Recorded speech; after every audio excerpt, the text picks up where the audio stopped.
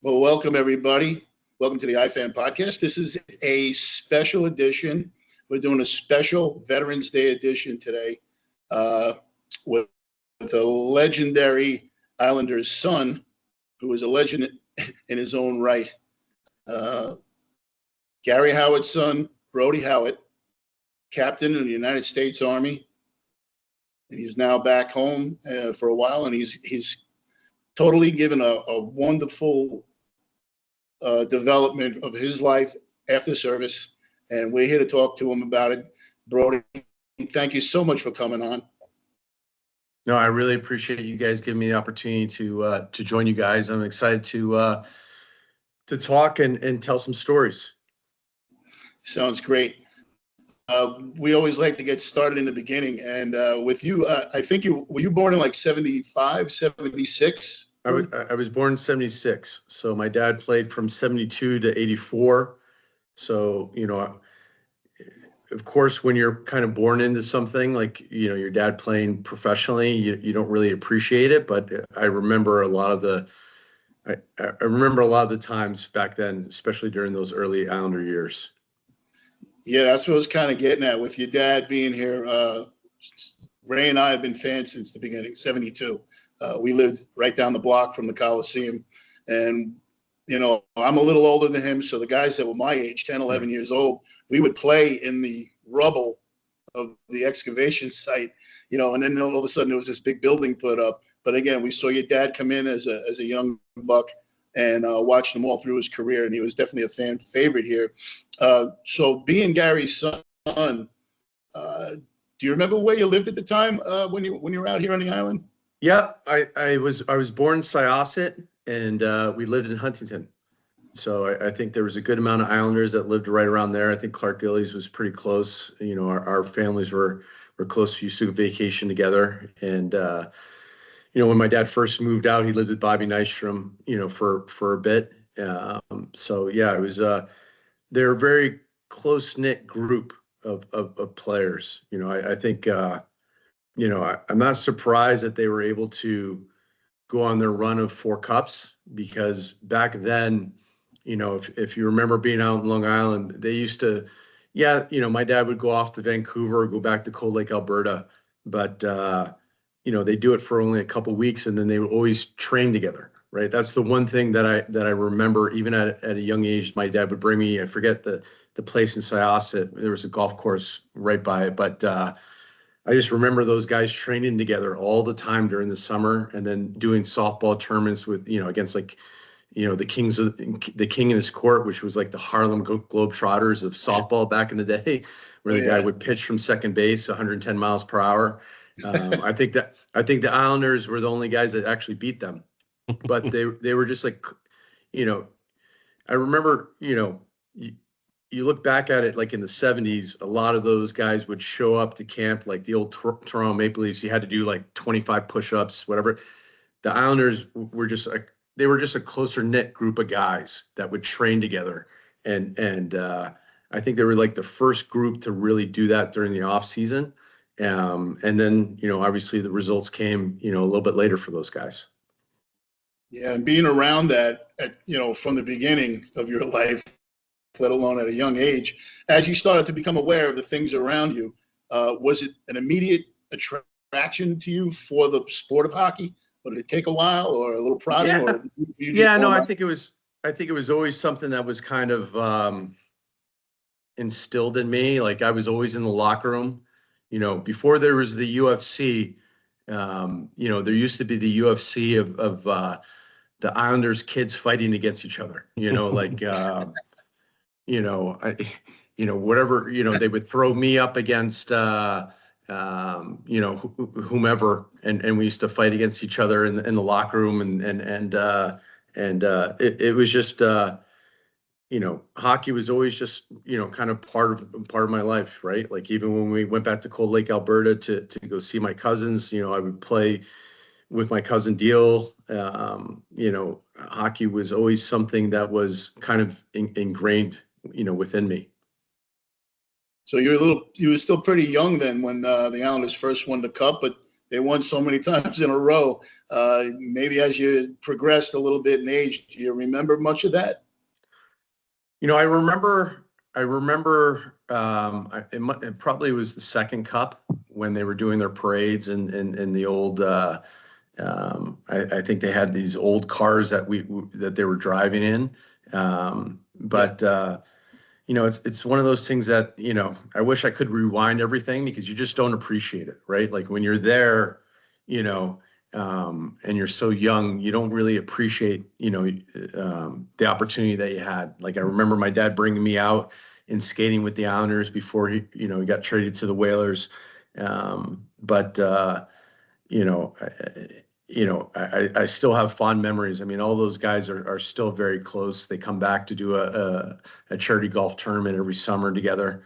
It's just a very close-knit group of guys. And that's what you kind of have to have if you're going to win a championship. You have to have, not everyone has to love each other, but when they, I always I coach my kids now and I tell them like hockey's the last gladiator sport out there, right? You're going into a coliseum, right? Where you can't escape, you can't run out of bounds. And you have to have guys that are willing to literally go through the wall for each other. And that's what they had, right? And I look at, it's funny now that I look at the teams that they have. You look at the Florida Panthers and the way that they play. If you look at that roster back then with the Islanders, they had a lot of Western Canadian boys, right? A lot of like really tough guys, right? Like even Brian Trottier from Saskatchewan. I mean, like you couldn't knock that guy off the puck, right? Even the guys who weren't from the Western Hockey League, John Tonelli, who was one of my favorite players of all time. My dad doesn't talk a lot, but I would hear stories from like guys like Chico Resch.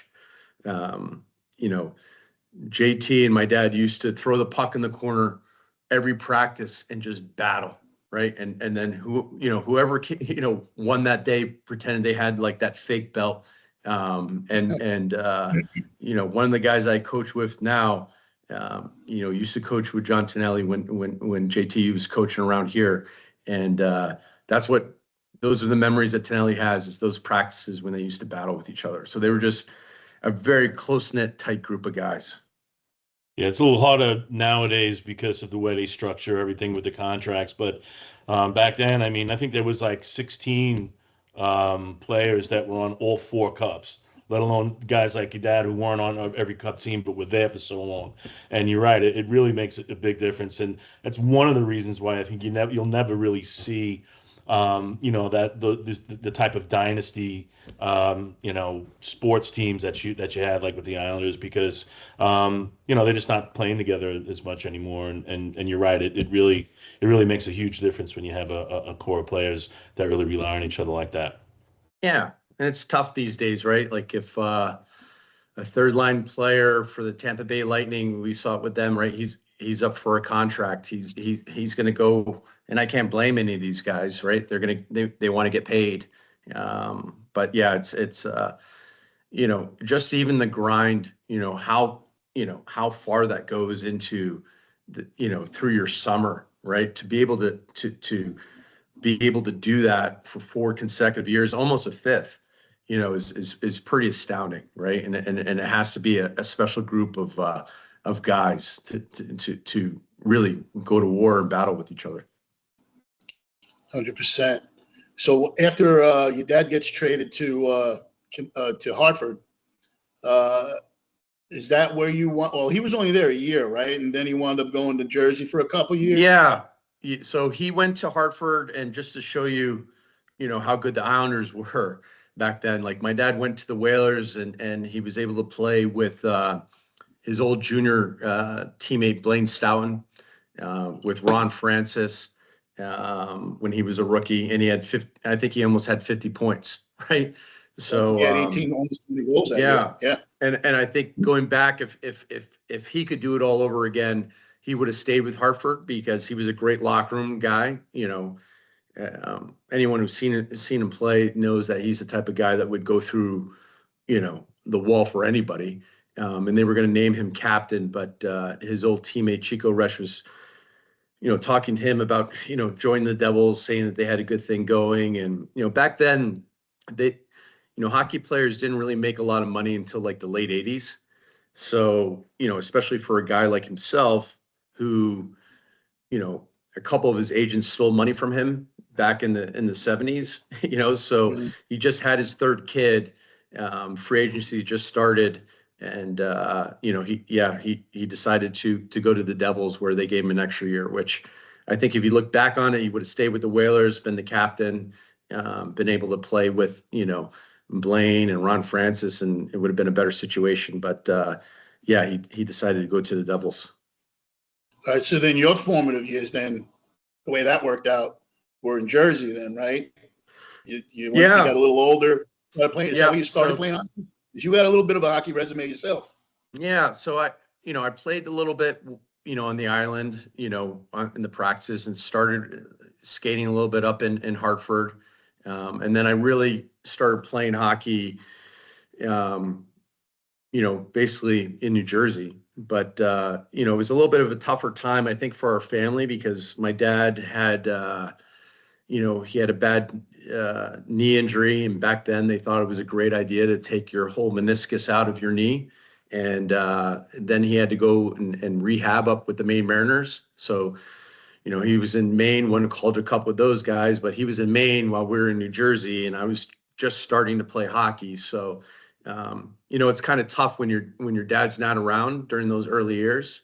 Sure. I even see it in the organization I'm in right now. Like, you got guys like Vinny Trocheck, whose son plays with us, but Vinny tries to come out and do whatever he can, but once the season starts, it's tough for him, right? And for my dad, he was up in Maine when we were in New Jersey when I was really starting to get into hockey.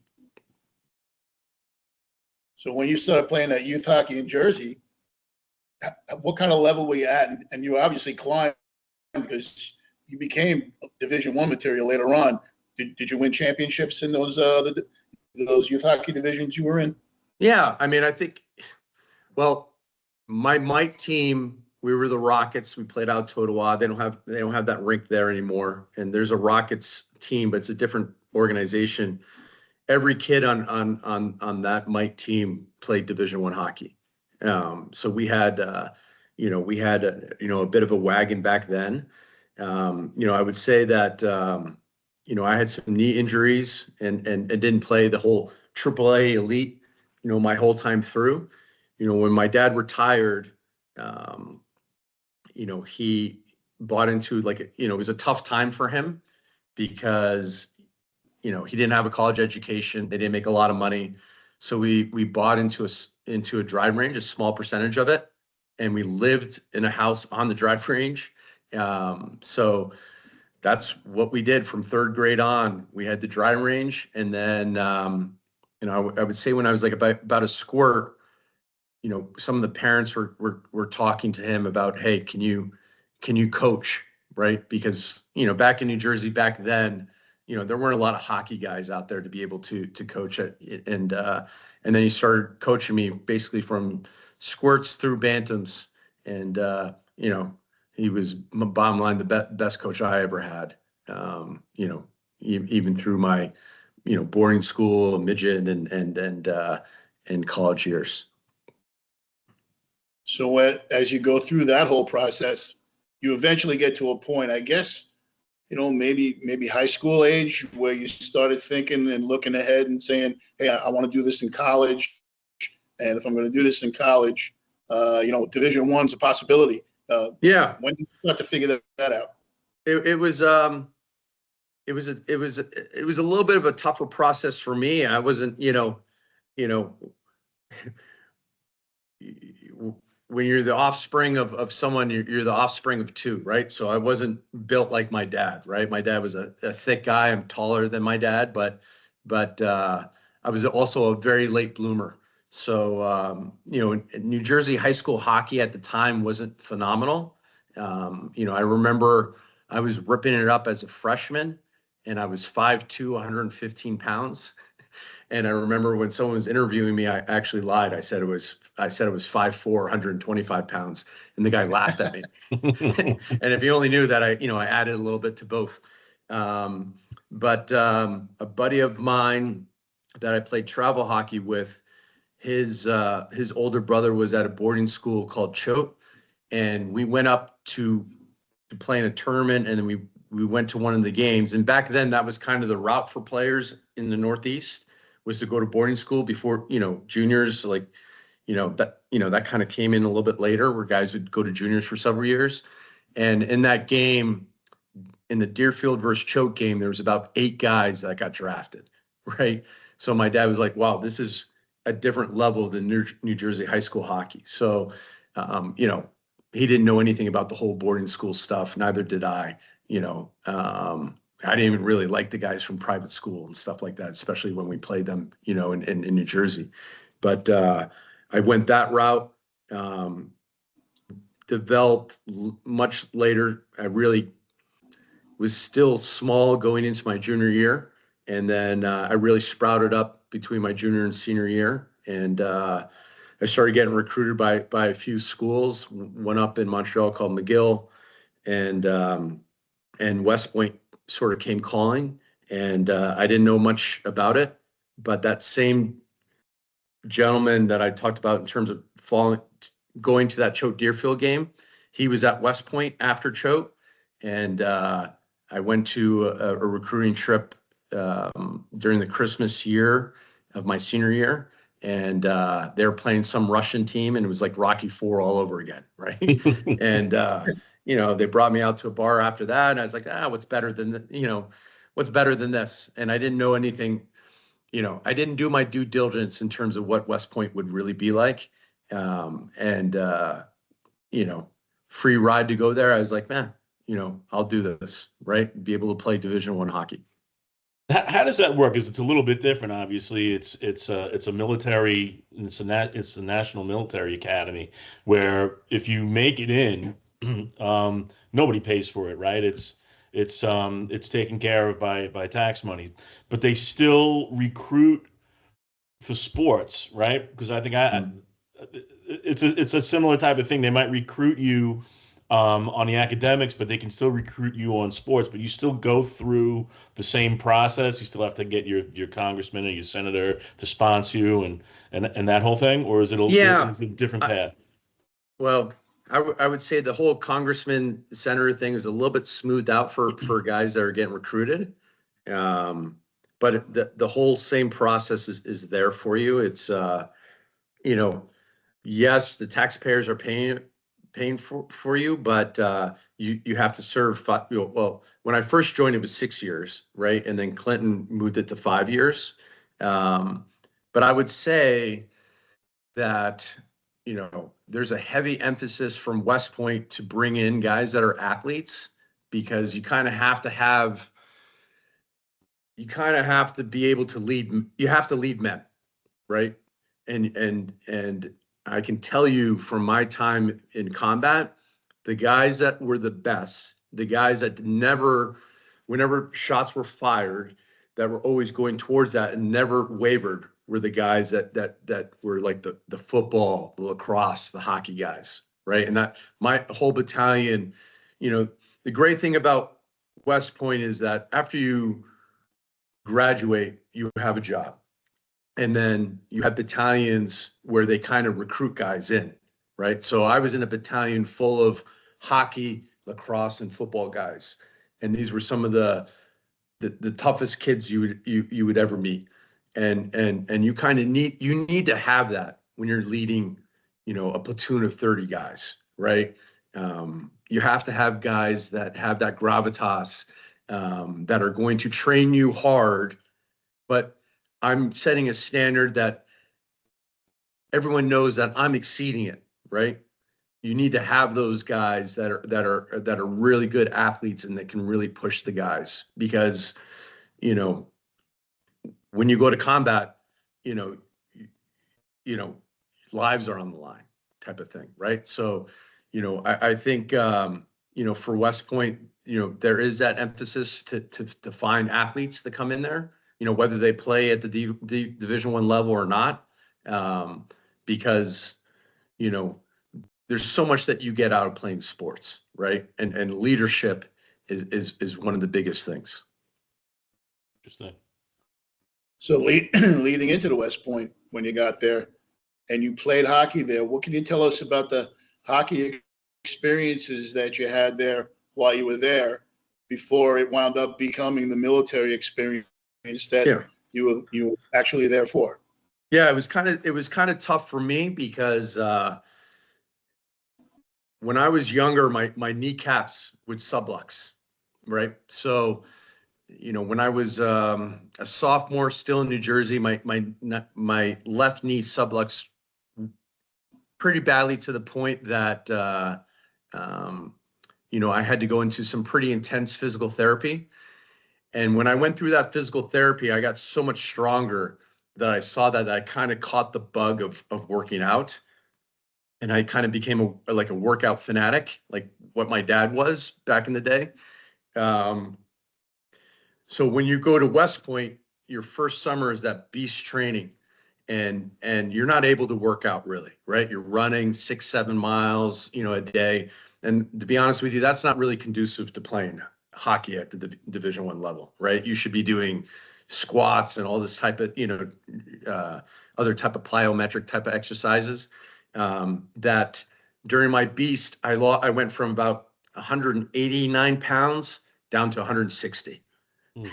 And my knee subluxed while I was doing my summer training, and a piece of my bone from my kneecap, from my patella, was stuck between my meniscus and my kneecap. So right before my tryouts, my freshman year, my knee locked up on me and I couldn't move it.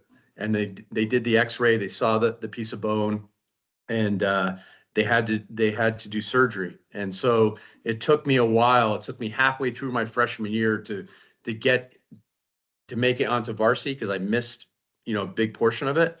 And then, summer training the next year kind of happened again, and my kneecap subluxed again. And then I had to get patella reconstruction. So I lost my whole sophomore year.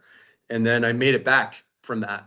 And I would say, that it wasn't great that my first 2 years having to deal with that, but, it only makes you stronger, right? Like I didn't have any, I wouldn't say I didn't have aspirations to play, at the highest level, but I kind of knew where I was at.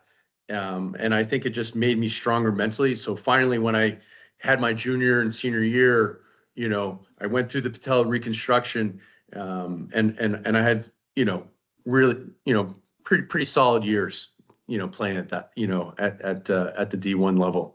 And it was great. It's, at West Point, it's tough, there's no doubt about it.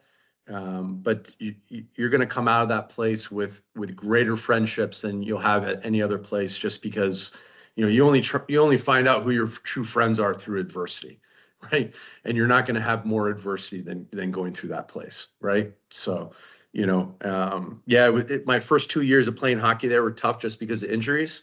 But I was able to rebound through that, have a really solid junior year. My doctor who performed the surgery came up to me after my junior year and said to me, Brody, I'm so happy that it looks like you're going to graduate. And I was like, what are you talking about? He's like, I never performed that surgery before. And he's like, I didn't think you would be able to do the 2-mile run because I never did it before. I thought I was just being able to put you together. So I was able to exceed and fight through all that kind of stuff. And I think it just ultimately just made me stronger as a person after that. So after your hockey experiences, then you're ready to graduate, and then your obligation starts. Did you major? What did you major in the actual academics, and how did that apply to whatever your MOS was later on? Yeah, I mean, I majored in systems engineering. So, West Point is a heavy engineering school. I think it's broadened out its majors a little bit now. But I majored in systems engineering, which wasn't really something that I used in the Army, because I went field artillery. I wanted to go combat arms. I wanted to be with guys. back when I first got recruited, you know, again, my dad doesn't know anything about West Point. The pitch was, you know, the Gulf War just happened. We went from 18 divisions down to 10 divisions, and they were actually paying people to get out of the Army, right? So the pitch to parents back then to get them to come to West Point were like, hey, look, you know, you'll get an early out type of thing. So, you know, by the time that I graduated, I went field artillery, and I went down to my officer basic course in Fort Sill, Oklahoma, which isn't one of the most loveliest places in the world. And then I went to Fort Hood, Texas, where I had two other guys I played hockey with who kind of recruited me to come to that battalion, and it was great. I mean, it was one of the best times of my life, you know, to be a young guy and being able to lead soldiers.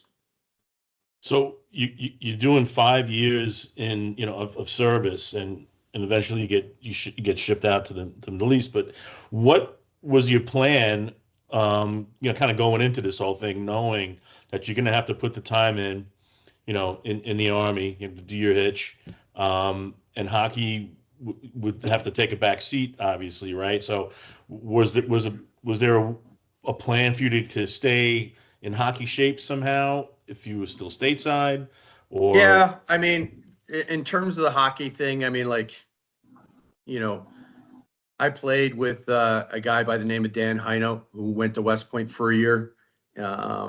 He left and then had a good NHL career. There was Andy Lundbaum, who was also in my class, who played in the AHL for a bit.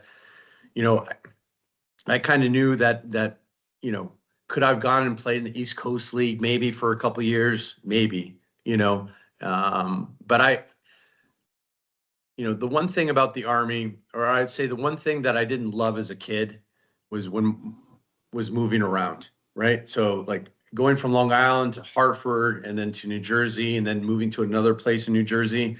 I didn't love that, right? I'm a bit of a shy guy. My dad's a shy guy, you know, and if you spend a 20-year career in the Army, you're living in 12, 13 different places, right? So for me, you know, I always wanted to have a big family. And I think a lot of that has to do with, you know, I lived out on the East Coast and all my relatives were in Western Canada, right? So, you know, I didn't really have any cousins around or anything like that. So, you know, my goal was, you know, I'm going to give it my shot. I'm going to do my 5 years and see how it goes. And, but I was I would say that I was looking at just doing the 5 years because I didn't want to do something where I'm moving from place to place to place with my family. And to be honest with you, Army towns aren't really the great, you know, the Navy's out in Coronado, out in San Diego and stuff like that. Fort Hood, Texas isn't the loveliest place to be.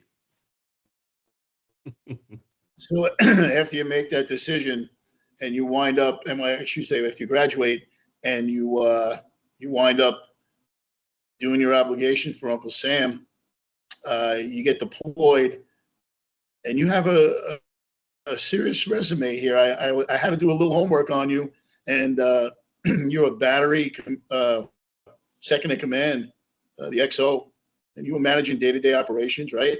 With your heavy artillery, you sit out in the field. You were a Colt platoon leader. I mean, when I read what that was, because I had never heard that, well, you're marking targets and then calling in the guys to come in and take care of those targets. I mean, you're in the thick of things out there, and you have, company fire support officer and battery fire direction officer. And on top of that, you were pretty much recognized as the best in your field while you were there. You were given a lot of accommodations, top block rated officer. Tell us about those experiences you had each place you went, if you could. Yeah. So, in the Army, you move around, especially when you're doing artillery. There's a lot of different jobs that you take. And yeah, I was a top block officer my whole time through the Army. And I was lucky enough to get picked as a Colt platoon leader, which is the top lieutenant in your battalion. And then you have two other lieutenants from, an infantry or an armor battalion. And I got to pick my own guys. And, that year plus was probably the best time I had in the Army, because I got to pick my guys and we trained hard. And unfortunately, I became a captain and I had to move out of that position. And, that was tough because, we were going to go over into combat. I was actually, I remember I was a Colt platoon leader when 9/11 happened. And we were doing PT, physical training, early in the morning. Obviously we're a little early, shifted a little bit later compared to the East Coast, when we were in Texas. And I remember that first plane, I didn't see that hit, but we heard about it. And then we put the TV on and I saw the second plane hit. And, for me, being out from the East Coast, I knew I had buddies that were in the city, right? So I was trying to contact and check on them. But when that happened, we knew that something was going to happen, right? We knew that we were going to go to war, right? So it's much different than when,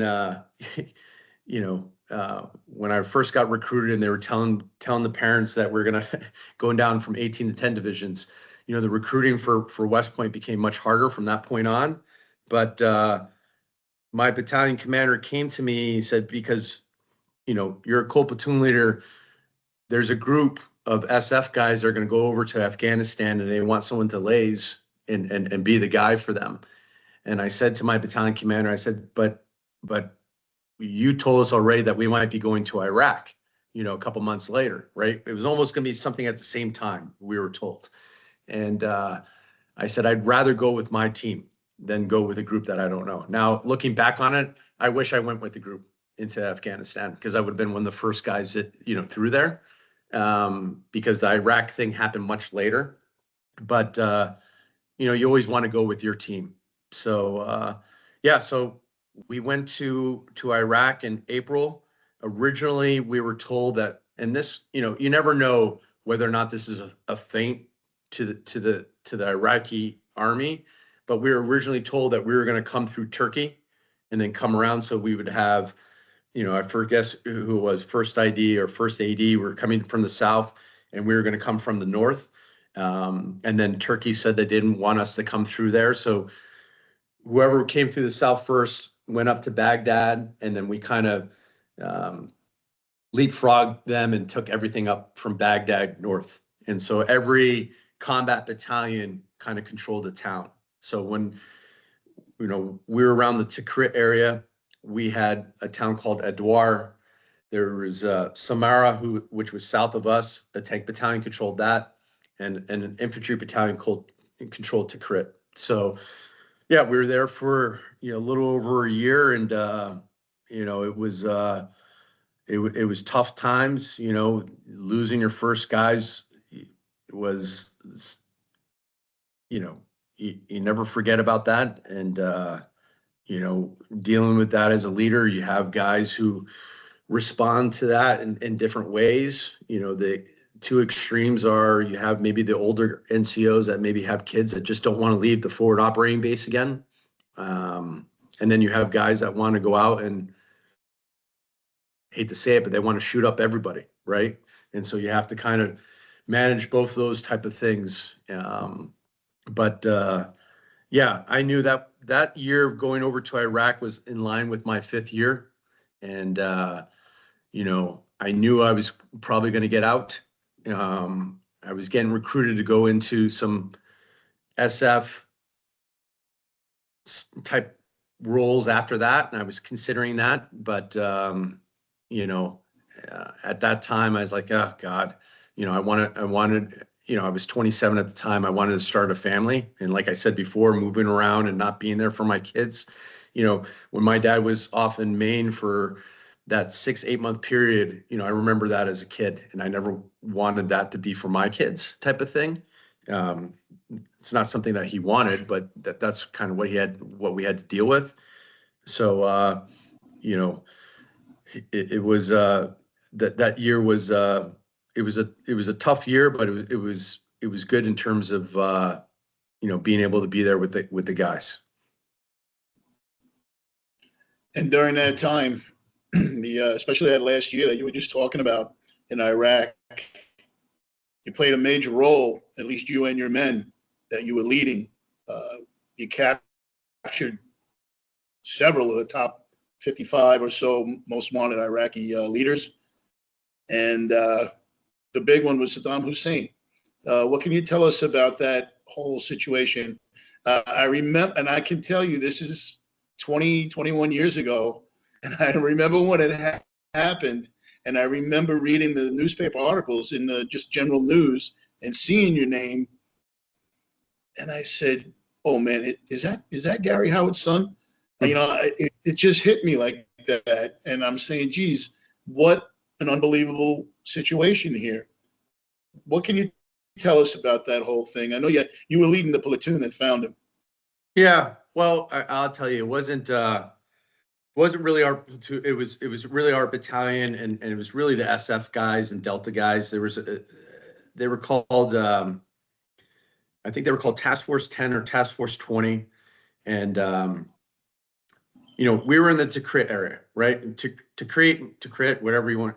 That was Saddam's hometown, and there was a guy by the name of General Al-Duri who, he had red hair, which was, obviously not the norm up there, but his town, you could see that he had a big presence there because there was a lot of kids with red hair all throughout that town. We would always be told that there's HVT 1 or HVT 2, in our area, high value target 1, high value. And so, throughout that 13 months that I was there, we were always getting calls that we could potentially grab Saddam or whomever, right? We're really looking for General Al-Duri the whole time, right? Because that was his town. And it was a tough time because, we just didn't have enough, when you go to attack a place and then you try to and I think one of our generals actually lost his job for saying this, but he was right. When you attack someplace and then you have to take control of it, you actually have to have a lot more forces than what you attacked with, right? We were strung out. Like, our guys were exhausted between all the raids we were doing, pulling the security. And I remember, for me, this was my last year, right? That I knew I was going to be with my guys. But they were offering two things to guys while we were there. You could go home for 2 weeks, or you could go to Qatar for 8 days, right? Or Qatar, whatever they call it now. And I said to myself, I'm not going to do either of those because I know this is my last year. The crazy part about it is that this was right around Christmas time. Our battalion commander decided to go home for 2 weeks, which I thought was crazy and just like a lack of leadership. And then we got the call that HVT 1 was in the area. And so what they did is they captured, I think the Delta guys captured one of the bodyguards of Saddam. And they said that he was either in 2 spots, which they called Wolverine 1 or Wolverine 2. So they called us down, and our battalion basically did a big cordon and secured around that area, right? Not letting anyone out or anyone in. And that Task Force 20 came in, and they were looking at those 2 spots. He wasn't there.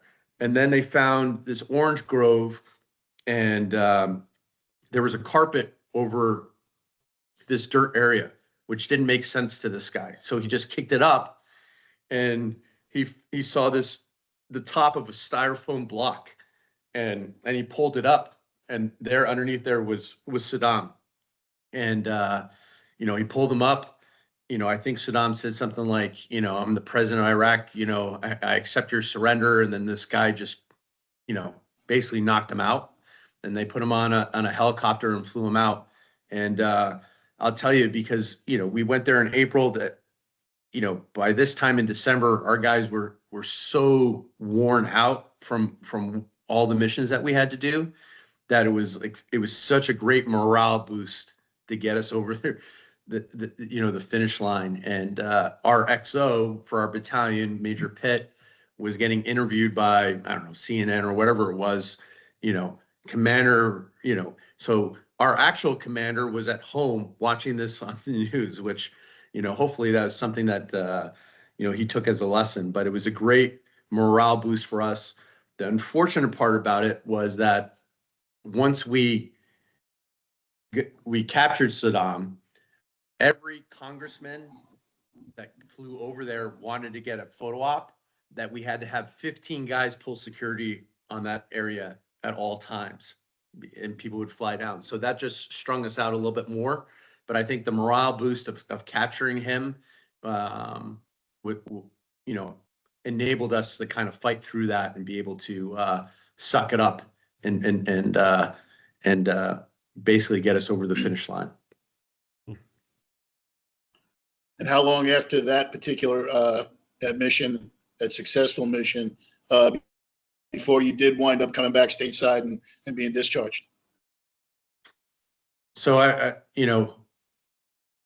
I flew back, I want to say around the April timeframe. So we had another 4 months or so after that. So, it wasn't done after that. I mean, I think we, the sons who were worse than their dad. Some of the disgusting stuff that those guys used to do to some of all the people of Iraq. Those guys were caught up in Mosul, I want to say like a month or two after. So yeah, I had about 4 or 5 months, after that. And then I flew back, and that kind of was in line with my, the end of my commitment. Now, coming back from and then being discharged and leaving, I guess that's when you got married and then decided not to get into this special forces end of it and get into business. How did you wind up going from systems engineering, and then you go into be a battlefield commander, and then you come back and you wind up getting into pretty much high finance as far as your business life? How did that work out that way in your thinking? How did that work out for you when you got here? That same gentleman that I kind of followed to Choate and then to West Point, he was 3 years ahead of me at West Point, and he lost all the hearing in his left ear while he was doing summer training in Korea. Between your junior and senior year, they'll allow you to go out to like an army unit to get a taste of it. And for him, it was out in Korea, and he lost all the hearing in his left ear. He was a really good hockey player. They allowed him to graduate, but they didn't commission him. So he had that 5 years plus the 3 years being ahead of me. He had 8 years of going right into Wall Street, and he was pretty entrenched into that. And I always looked up to him as like an older brother. And he was at a hedge fund, the one run by Steve Cohen, who runs the Mets now. Back then it was called SAC. Now it's called Point 72.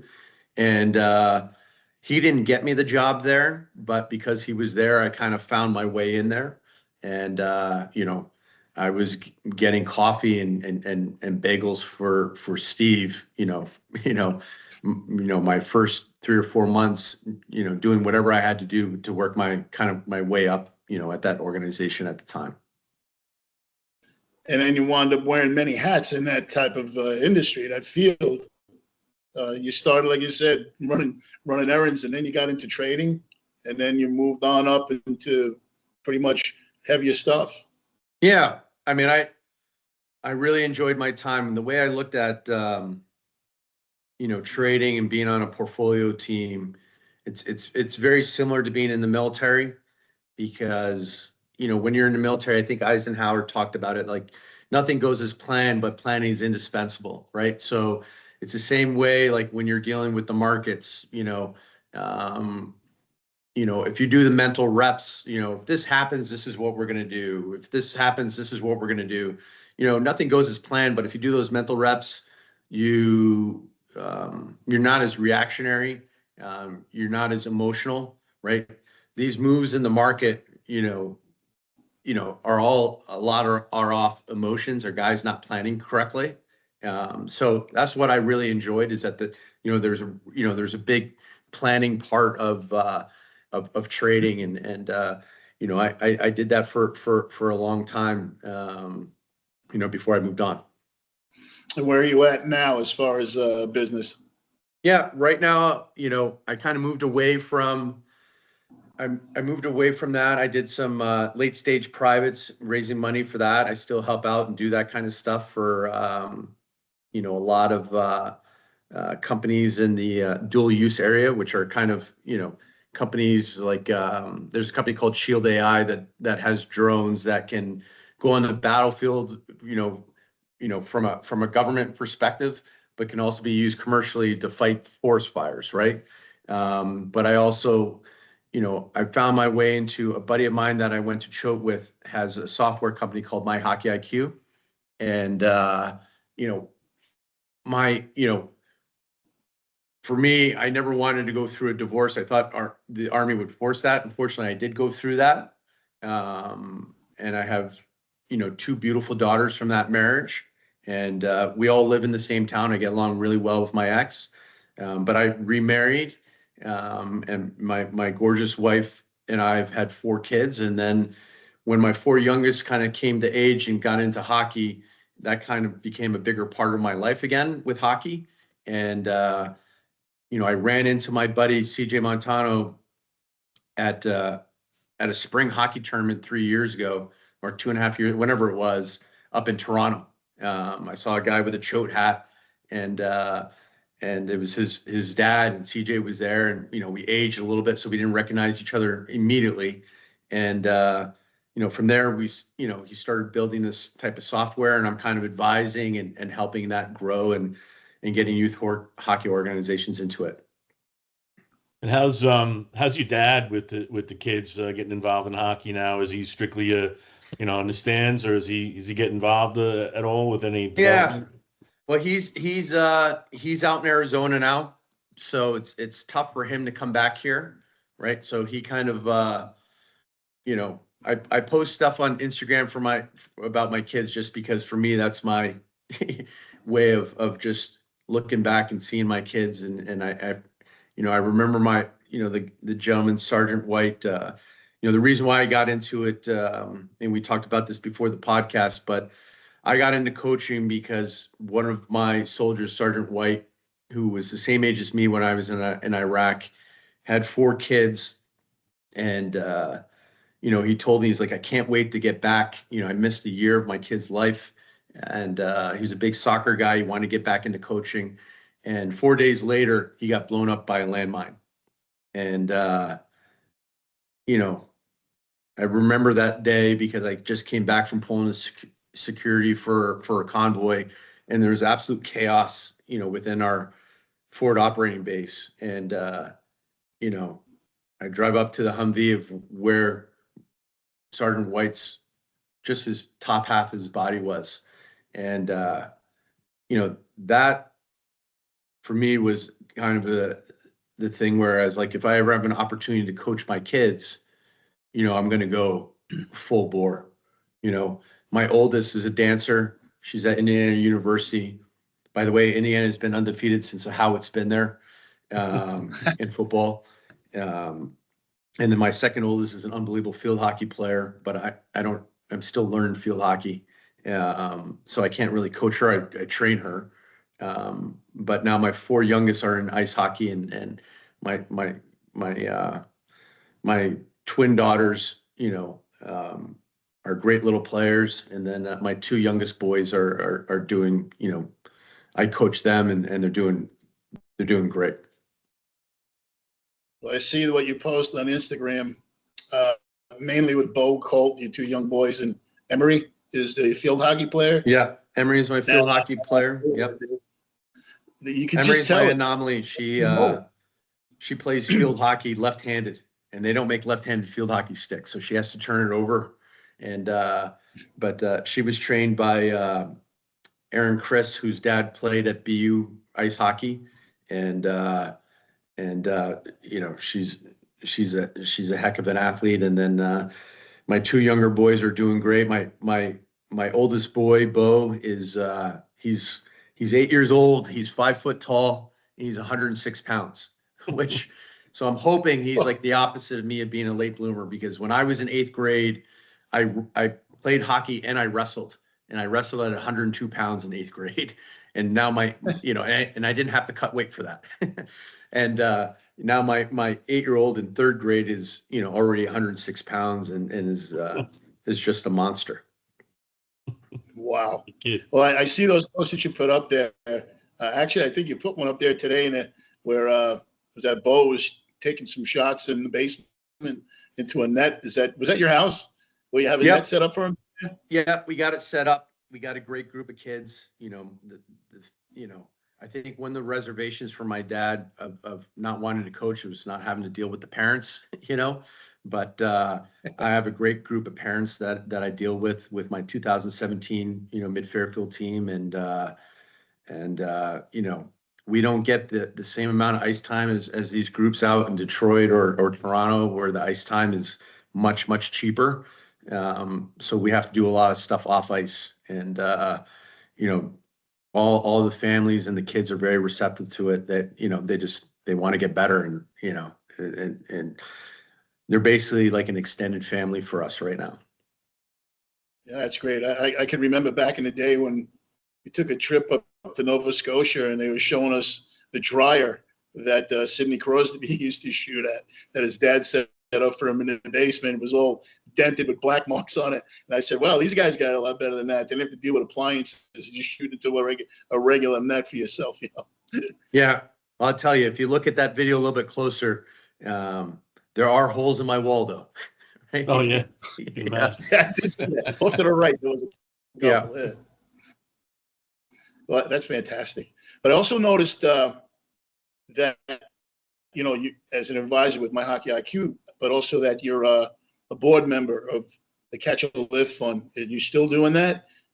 Yeah, I'm not as active with it that I used to be. I used to raise a lot of money with them, especially when I was at Point 72. I could kind of leverage my position. That we used to get sell side banks that come in and play dodgeball tournaments against us, and those guys would donate. But that's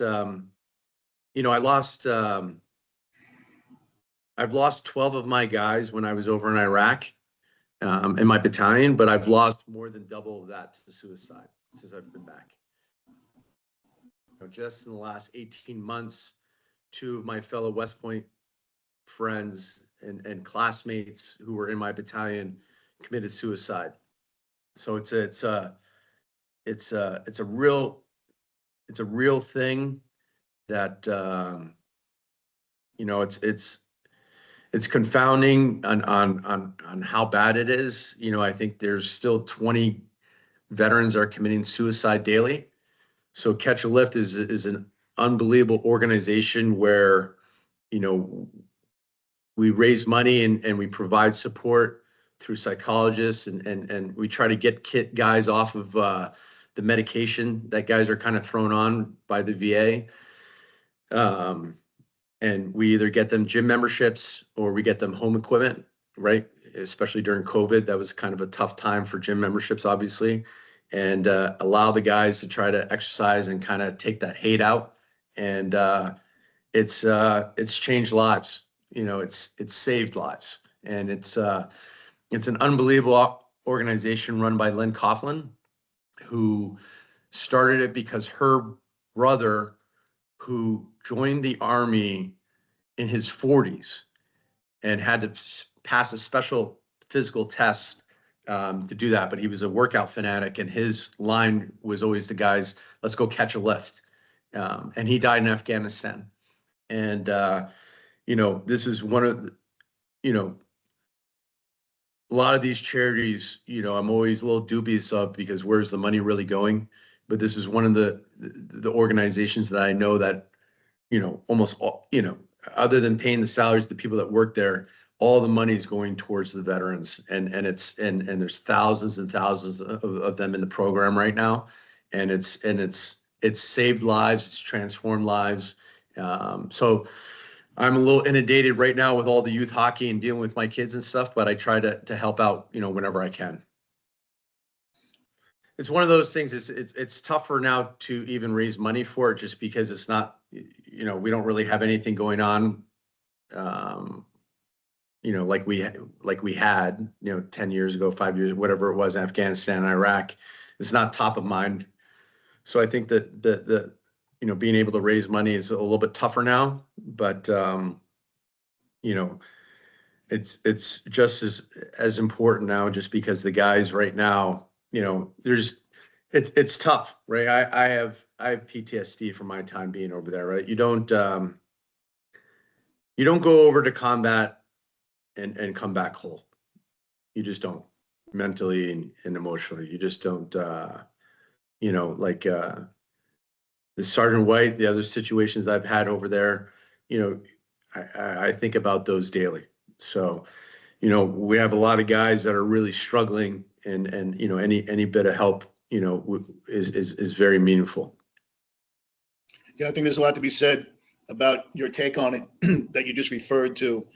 Just because it's not white hot at the moment, it was at one time, and there's always that fallout.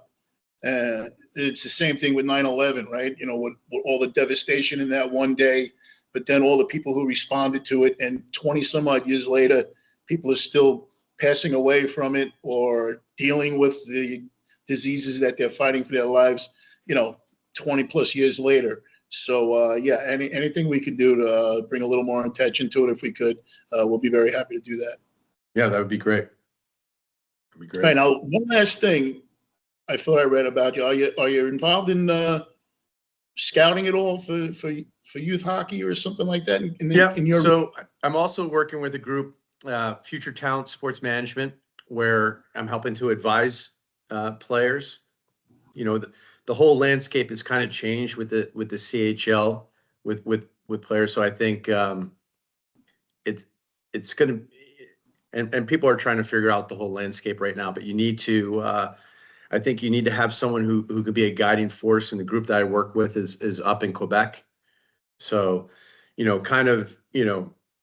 me giving back to the whole hockey thing, right? Like, my hockey IQ is really a huge thing for me right now, because I think it's helping to instill compete and to build hockey sense in players, right? So, those are the two things that I'm really involved with, right? Between coaching my son and it's being through Future Town Sports Managers is advising kids and getting them on the right path, because it's hard for kids in the US right now, because unfortunately I think the USHL, which was kind of the premier league for juniors, is kind of take a step back in terms of talent compared to like the Western Hockey League, the Ontario Hockey League, and the Quebec, because I think that's where all the colleges are going to look at now.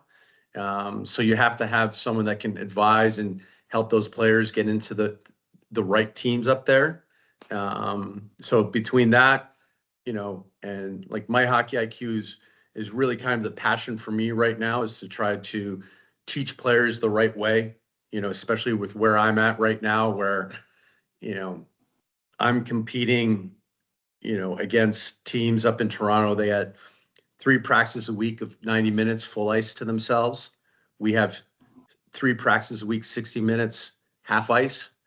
So with the My Hockey IQ, I'm able to build a practice plan, send it to my players with a voiceover, and they all know exactly what we're going to do. So instead of having kids sit on a knee and, write on the board, I'm able to send them that. And then they're able to, we're able to get more reps in. And then I'm able to send different concepts. So if you watch our 8-year-olds play, we may not have the talent of some of these Toronto teams, but we're doing neutral zone regroups. Every kid knows our forechecks in every different scenario, because I'm able to build that out through the My Hockey IQ, which has been able to really, the one thing that my dad told me back in the days, the things that kind of lack with a lot of American players is their hockey sense and their compete, right? So with this, I'm able to get the compete up by awarding kids badges for having a great forecheck and back check, and then also teach them the game, in terms of their hockey sense. Because the reality is like in youth hockey or any hockey game, even at the NHL level, you're only touching the puck 4% of the time. Like, what are you doing when you don't have the puck on your stick? right? You know, how do you angle, right? Do you realize that the harder you play defense, the more time you'll have the puck for offense? And trying to teach that kids that those are the things that I'm getting to. So like the My Hockey IQ for me is like the building block to teach kids, and then also being there as an advisor in terms of getting those kids to the next level after that, and guiding them. Awesome. That sounds super. Well, Brody, I guess we've come to the end of our road here. I can't thank you enough. Ray and I can't thank you enough for coming on the show. Thanks for coming on the show, but more importantly, thank you for your service to us and to our country. And thanks for being so open about your experiences. This is going to be a great Veterans Day show that we're going to have. It's going to be in your honor and in honor of all those who you represent. So thanks a lot for coming on. Your ties to Islander history and to the hockey world, even now to this day, is extra special. You're a special person, and we're really, really glad to have you on the show. Yeah, thanks I very appreciate much. it. Thanks for having me on, guys. I appreciate it. Absolutely.